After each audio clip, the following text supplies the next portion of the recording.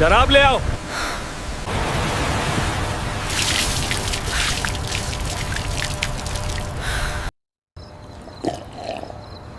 ये ले, पी। नहीं, मैं नहीं पीती। पी ले, वरना तेरे साथ वो करेंगे कि तू किसी को मुंह दिखाने के काबिल नहीं रहेगी।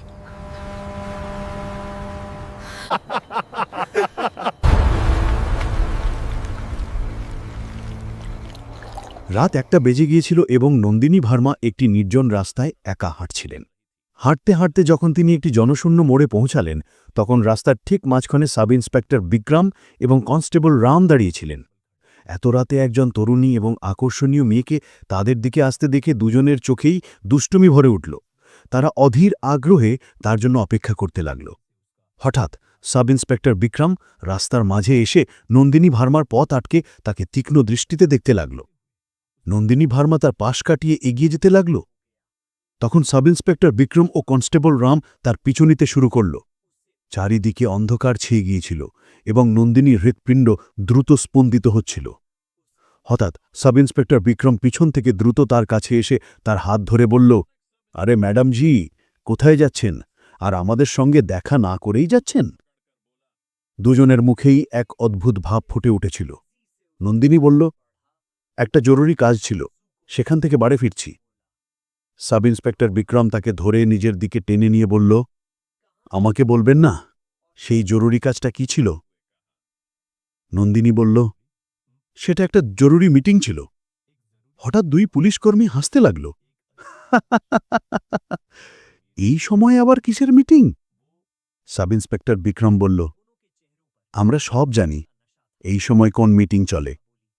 তারপর সে বলল, আজ আমাদের সঙ্গেও দেখা করে নিন। হঠাৎ সাব ইন্সপেক্টর বিক্রম তার হাতটা এত জোরে টানল যে নন্দিনীর জামাটা ছেড়ে গেল। এবার নন্দিনী বুঝতে পারল যে তার সাথে কিছু অবাঞ্ছিত ঘটনা ঘটতে চলেছে। সে ধীরে ধীরে পিছিয়ে যেতে লাগল। তার চোখে ভয় স্পষ্ট ফুটে উঠেছিল। সামনে দাঁড়িয়ে থাকা সাব ইন্সপেক্টর বিক্রম তার দিকে পা বাড়াচ্ছিল। নীরবতা এতটাই ছিল যে পাতার শব্দেও শোনা যাচ্ছিল। তখনই সে হঠাৎ তার দিকে ঝাঁপিয়ে পড়ল। নন্দিনী এক মুহূর্তেও দেরি না করে সমস্ত শক্তি দিয়ে দৌড় দিল। রাস্তায় তার পায়ের শব্দ প্রতিধ্বনিত হতে লাগল। শ্বাস প্রশ্বাস দ্রুত চলছিল, হৃৎপিণ্ড ধকধক করছিল। সে প্রাণ বাঁচানোর জন্য দৌড়াচ্ছিল, কিন্তু সাব ইন্সপেক্টর বিক্রমও হাল ছাড়ার পাত্র ছিল না। সে দ্রুত কাছে এসে নন্দিনীকে পেছন থেকে ধাক্কা দিল। সে পড়ে গেল। রাস্তার ধুলো তার পোশাকে লেগে গেল। সাব ইন্সপেক্টর বিক্রমের চোখে এখন এক অদ্ভুত চমক ছিল। সে ঝুঁকে নন্দিনীর দিকে তাকাতে লাগল। নন্দিনী ঘাবড়ে গিয়ে নিজেকে সামলে নিয়ে এক ঝটকায় তাকে দূরে ঠেলে দিল। সে উঠে পেছনের দিকে সরতে লাগল। সাব ইন্সপেক্টর বিক্রম পেছন থেকে তাকে ধরে ফেলল। সাব ইন্সপেক্টর বিক্রম নন্দিনীর দিকে তাকিয়ে বলল, চল, বিয়ার বের কর। কনস্টেবল রাম মাথা নেড়ে দ্রুত গাড়ির দিকে দৌড় দিল বোতল আনতে। সাব ইন্সপেক্টর বিক্রম বোতলটা হাতে ধরে রাস্তার মাঝে বসে থাকা নন্দিনীর উপর ঢালতে লাগল। এবার নন্দিনী পুরোপুরি ভিজে গিয়েছিল। দেখতে দেখতে কনস্টেবল রাম দ্বিতীয় বোতলটিও সাব ইন্সপেক্টর বিক্রমের হাতে তুলে দিল। সাব ইন্সপেক্টর বিক্রম অর্ধেক বিয়ার পান করার পর নন্দিনীকে বোতলটা ধরিয়ে দিয়ে বলল, এই নে, খা। নন্দিনী ভয় পেয়ে বলল, না, আমি খাই না। সাব ইন্সপেক্টর বিক্রম নন্দিনীর দিকে তাকিয়ে বলল, খেয়ে নে, না হলে সমস্যা হবে, আফসোস করতে হবে। নন্দিনী, যে একজন আইপিএস অফিসার ছিল, সে সাব ইন্সপেক্টর বিক্রমের হাত থেকে বোতলটা নিয়ে বলল, ঠিক আছে, যদি এটাই চাও তো দেখো। নন্দিনী এক ঝটকায় সেই বিয়ারটা খেয়ে নিল। এটা দেখে দুই পুলিশকর্মী একে অপরকে অবাক হয়ে দেখছিল এবং নন্দিনীকেও অবাক হয়ে দেখছিল, যেন তাদের উদ্দেশ্য পূরণ হতে চলেছে।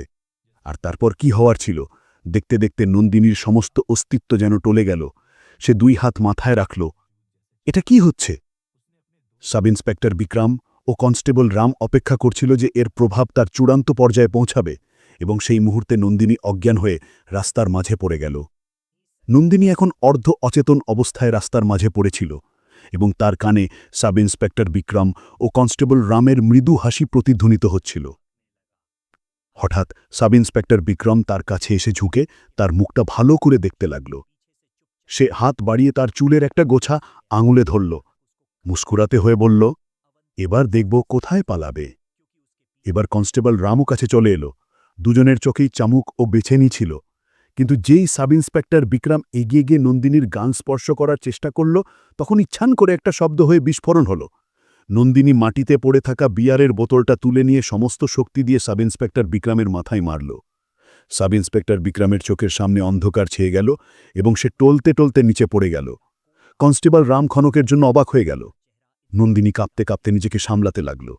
তার পা টলছিল, শ্বাসপ্রশ্বাস দ্রুত চলছিল এবং বিয়ারের প্রভাব তখনও তার শরীরে দৌড়াচ্ছিল। সে সোজা হয়ে রাস্তার মাঝে দাঁড়িয়ে গভীর শ্বাস নিল, কিন্তু সে তার সমস্ত সাহস দিয়ে দৌড়াচ্ছিল। তখনই মাটিতে পড়ে থাকা সাব ইন্সপেক্টর বিক্রম কনস্টেবল রামকে চিৎকার করে বলল, কি দেখছিস? ধরো খে, এর শাস্তিও অবশ্যই পাবে। কনস্টেবল রাম দ্রুত তার দিকে দৌড় দিল। নন্দিনী কিছু দূর যেতেই কনস্টেবল রাম গিয়ে তার হাত ধরে ফেলল। হঠাৎ সাব ইন্সপেক্টর বিক্রম রাগে উঠে দাঁড়িয়ে দৌড়ে কাছে এলো। তার চোখে ক্রোধ ছিল।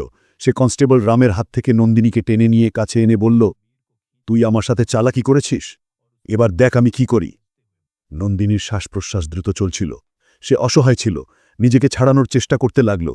সাব ইন্সপেক্টর বিক্রম তাকে ধরে নিজের গাড়ির দিকে নিয়ে যাওয়ার চেষ্টা করল এবং কনস্টেবল রামকে বলল, তুই এখানেই ফাঁক, এবার এর সাথে আমি নিজেই নিপটব। কনস্টেবল রাম চুপচাপ দাঁড়িয়েছিল। নন্দিনী তার সমস্ত শক্তি দিয়ে সাব ইন্সপেক্টর বিক্রমের পকড় থেকে নিজেকে ছাড়ানোর চেষ্টা করল। তার মুখে ঘাম ছিল, কিন্তু চোখে ভয় চমক রাহা ছিল। সাব ইন্সপেক্টর বিক্রম তাকে টানতে টানতে নিজের গাড়ির কাছে নিয়ে এলো। নন্দিনী বুঝতে পারছিল যে এখন তার সাথে কিছু খারাপ ঘটতে চলেছে। তখনই সাব ইন্সপেক্টর বিক্রম গাড়ির দরজা খুলে নন্দিনীকে হঠাৎ গাড়ির ভিতরে ধাক্কা দিল। এখন রাতের শেষ প্রহর ছিল, নির্জন রাস্তা এবং গাড়ির ভিতরে পড়ে থাকা তরুণী এবং আকর্ষণীয় নন্দিনী এবং নিজের প্রতিশোধের আগুনে জ্বলতে থাকা সাব ইন্সপেক্টর বিক্রম। হঠাৎ সাব ইন্সপেক্টর বিক্রম দ্রুত দরজা বন্ধ করে নিজেও ভিতরে ঢুকে পড়ল। তার চোখে কামুক চমক ছিল এবং শ্বাসে বিয়ারের দুর্গন্ধ ছিল। সে এগিয়ে গিয়ে নন্দিনীর চিবুক শক্ত করে ধরে গর্জন করে বলল, এবার দেখি তোর অহংকার কোথায় যায়। তুই আমাকে সবার সামনে অপমান করেছিস। সাব ইন্সপেক্টর বিক্রম গর্জন করে বলল, এবার তুই চিৎকার করবি আর আমার জয় হবে। নন্দিনীর চোখে জল ছিল আর ঠোঁট হালকা কাঁপছিল। সে নিজেকে কোনায় গুটিয়ে নিতে লাগল। সেখানে একটা লম্বা টর্চ রাখা ছিল। সাব ইন্সপেক্টর বিক্রম ঝুঁকে তার মুখ স্পর্শ করার আগেই নন্দিনী সমস্ত শক্তি দিয়ে সেই টর্চটা তুলে নিয়ে সোজা তার চোয়ালে মারল। সাব ইন্সপেক্টর বিক্রম একটা যন্ত্রণার চিৎকার দিয়ে পিছিয়ে গেল এবং তার মুখ ফুলে গেল। নন্দিনী মুহূর্ত নষ্ট না করে দরজা খুলে অন্ধকারে দ্রুত বেরিয়ে দৌড় পড়ল।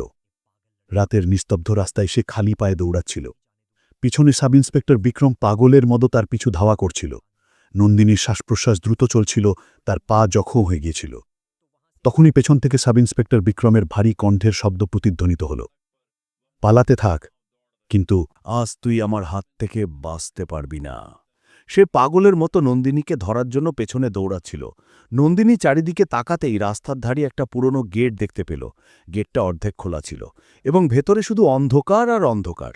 এটা কোনো পুরনো ও জরাজীর্ণ কারখানা ছিল। নন্দিনীর পা নিজে থেকেই সেই দিকে ঘুরে গেল। সে টলতে টলতে ভেতরে ঢুকতেই ভেতরে ভাঙা ইট আর মরচে পড়া মেশিন ছড়িয়ে ছিটিয়ে ছিল। নন্দিনী একটা মেশিনের পেছনে গিয়ে হাঁপাতে হাঁপাতে লুকিয়ে পড়ল। তার হৃৎপিণ্ড জোরে জোরে ধুকপুক করছিল, যা নির্জন রাতকে আরও ভয়ঙ্কর করে তুলছিল। কিছুক্ষণ পর গেটটা ধড়াম করে খুলল এবং সাব ইন্সপেক্টর বিক্রম ভেতরে ঢুকল। তার পায়ের শব্দ চারিদিকে প্রতিধ্বনিত হচ্ছিল। কোথায় লুকিয়েছিস? বেরিয়ে আয়! তার কণ্ঠস্বর দেওয়ালে ধাক্কা খেয়ে প্রতিধ্বনিত হল। নন্দিনী ঠোঁট দাঁতে চেপে শ্বাস আটকে বসেছিল। সাব ইন্সপেক্টর বিক্রম আস্তে আস্তে পা বাড়িয়ে অন্ধকারে এদিক ওদিক দেখতে লাগল। তখনই হঠাৎ একটা শব্দ হল। শব্দ শুনে সাব ইন্সপেক্টর বিক্রম জোরে অট্টহাসি দিয়ে বলল, তুই বাঁচতে পারবি না। আজ এই অন্ধকার কারখানা তোকে বরবাদ করে দেবে। নন্দিনীর মুখ থেকে ঘাম ঝরতে লাগল। হঠাৎ সাব ইন্সপেক্টর বিক্রমের নজর মেশিনের কাছে গেল। সে মেশিনের পেছন থেকে চুপচাপ বেরিয়ে নন্দিনীর কাছে চলে এলো এবং হঠাৎ তাকে শক্ত করে ধরে ফেলল। নন্দিনীর শ্বাসপ্রশ্বাস দ্রুত হয়ে গেল, কারণ তার পেছনে সাব ইন্সপেক্টর বিক্রম বসেছিল। এবার নন্দিনী বুঝতে পারল যে বাঁচার কোনো রাস্তা নেই। সে হঠাৎ তার মুখ সাব ইন্সপেক্টর বিক্রমের দিকে ঘুরিয়ে বলল, দেখুন, আপনি এটা ঠিক করছেন না। আপনি এখন যা করতে চলেছেন তার ফল আপনাকে খুব খারাপ ভোগ করতে হবে। আইন আপনাকে শাস্তি দেবে। সাব ইন্সপেক্টর বিক্রম অট্টহাসি দিয়ে বলল, এ পাগল মেয়ে, তুই এখনো ভাবছিস যে আমি তোকে এমনি এমনি যেতে দেব? আমি তো ইন্সপেক্টর। আমি যা চাইব তাই আইন। আর এখন এই নির্জন জায়গায় তোর চিৎকার শোনার মতো কেউ নেই। নন্দিনী ভয় পেয়ে সেখান থেকে উঠে দাঁড়ালো। এবার সাব ইন্সপেক্টর বিক্রম কাছে এসে তার শরীরের সুগন্ধ শুকতে লাগল। হঠাৎ নন্দিনী এক ঝটকায় সাব ইন্সপেক্টর বিক্রমকে জোরে পেছনে ঠেলে দিয়ে কারখানা থেকে বেরিয়ে এলো এবং দ্রুত আবার দৌড়াতে লাগল।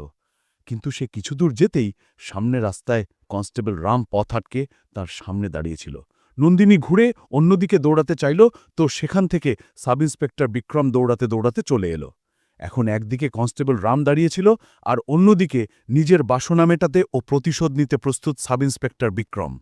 নন্দিনীর জন্য এখন সমস্ত পথ বন্ধ হয়ে গিয়েছিল।